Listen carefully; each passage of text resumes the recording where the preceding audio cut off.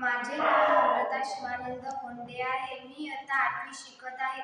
माझ्या शाळेचे नाव जिल्हा परिषद उच्च प्राथमिक शाळा वनाळी पंचायत समिती नांदुरा जिल्हा बुलढाणा. मी इथे विद्यार्थिनी आहे. ही माझी मैत्रीण आहे. माझे नाव गौरी सुरेश फासे आहे.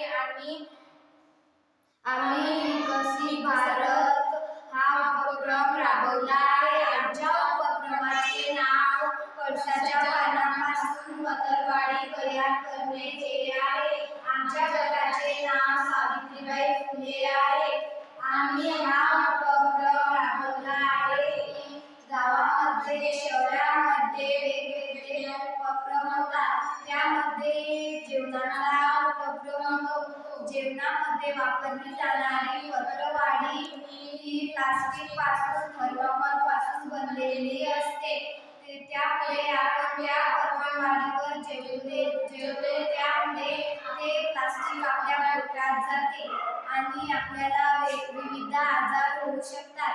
म्हणून आम्ही आमच्या समाजात शिक्षकांना विचारले आणि हा उपक्रम राबवला.